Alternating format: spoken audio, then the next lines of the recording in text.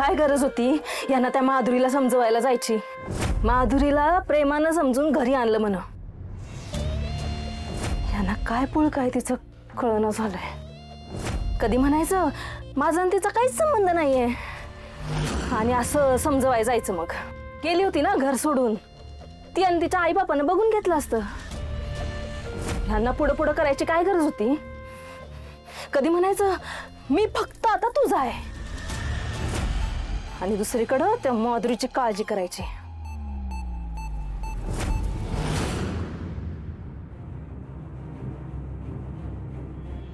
हे माझ्यासोबत double game तर नाही खेळत आहेत ना?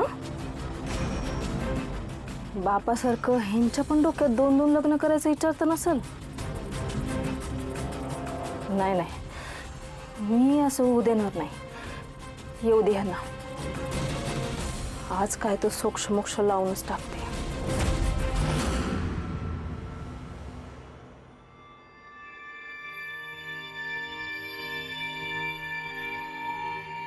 त्या माधुरीला आणायला कशाला गेला होता? काय गरज होती जायची? तुम्ही गेला नसता तर ती काय मेली असती? मेलीच असती. मी काय माझ्या मनापासून नव्हतं आणायला गेलो. तिच्या घरच्यांची मजबुरी होती म्हणून. त्यांनी समजून पण ती घरी येत नव्हती म्हणून मी लाळ गाळत गेला होता. अहो काय बोलताय? माझा आणि तिचा काय संबंध नाही. हेच संबंध नाही म्हणायचं आणि प्रत्येक वेळी तिच्या मागं पुढं करायचं. संबंध नाही म्हणताय ना, मग कशाला गेला होता आणायला तिला? का तुमच्या बापासारखं तुम्हाला पण 2 लग्न करायची आहेत? अहो तुम्ही जरा काय बोलताय तुम्ही? तुम्हाला कळतंय का? आपण ऐकलं असतं तर. तुम्ही शांत व्हा, खाली बसा. काय चाललंय तुमचं? हे सगळं मी आपल्यासाठी करतोय, आपल्या संसारासाठी करतोय, आपल्यातल्या नात्यासाठी करतोय. म्हणजे हाय का? अहो ती जर का तिकडेच राहिली असती जामकरच्या घरी तर गावात तिच्या घराण्याची बदनामी नसती का झाली? हा, मग तिला सांगून स्थळ आलं असतं का? नसतं आलं. ती बिन लग्नाची राहिली असती. मग परत माझ्या मागं पुढं करत राहिली असती. तुम्हाला काय संशय घ्यायला मोकळाच तुम्ही परत माझ्यावर संशय घेतला असता.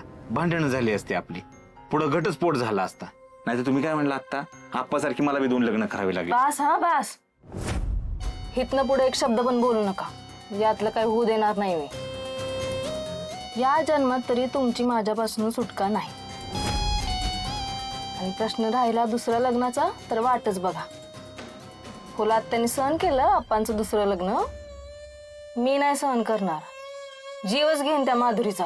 हाय का? हेच नकोय मला, हेच नकोय. बरं इथं कशात काय नाही, तुम्ही उगाच संशय घेताय. काय गरज का संशय घ्यायची? अहो मला काहीच नकोय. मला फक्त लक्ष्मी पाहिजे. माझ्या घरात तुमच्यासारखी लक्ष्मी पाहिजे. लक्ष्मी अशी असते का? भांडत असते का? संशय घेत असते का? नाही ना. सोडून द्यावं हे सगळं. तुम्ही विचार करा, त्या माधुरीचं जर का लग्न नाही झालं तर पाके मामा माझ्या गळ्यात नाही का मारणार? हे सगळं मी आपल्यासाठी करतो.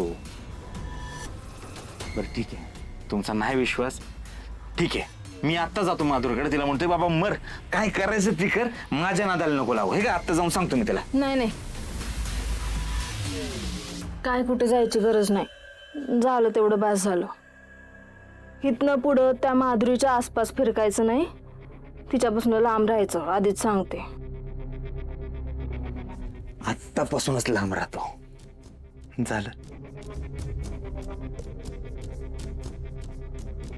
असं नका ना बघू माझ्याकडं, मग मला रागवता येत नाही. नका रागव मग. ऐका ना, दूध आणता का? आणते.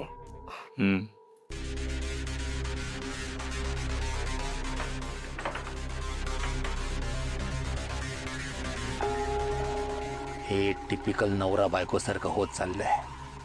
देवी सिंग, हे करण्यासाठी तू इथे आलायस का? पण काय नाईलाज आहे, करावं लागतंय.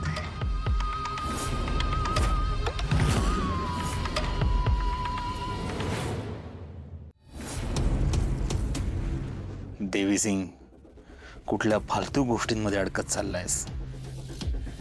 ज्या कामासाठी या गावात खोपळ बनून आलाय असते तर बाजूलाच पडलाय. कुणाला संशय यायच्या आधी इथून निघालं पाहिजे, पण त्यासाठी कातळवाडीतले पैसे शोधायला हवेत, ते सापडायला हवेत. वेळ वाया घालून चालणार नाही.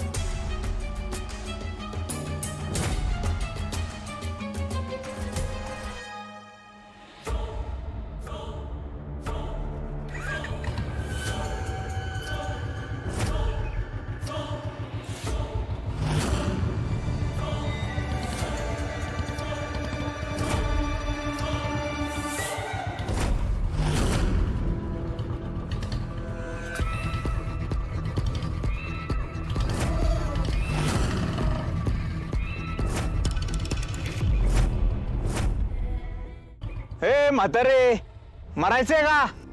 मी मरणार नाही, तू मरणार आहेस. तुझ्या पापाचा घडा आता भरत आलाय. तो आलाय आता. तो तुला संपवणार हाय, कायमचा संपवणार आहे तुला.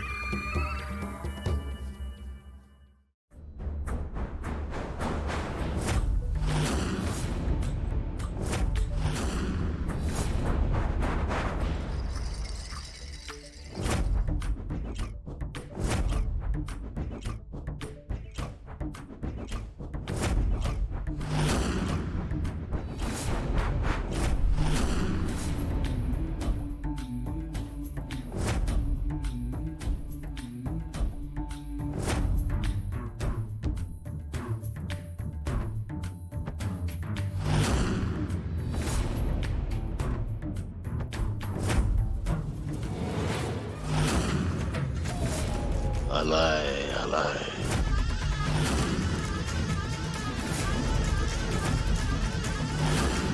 अंत जवळ आलाय.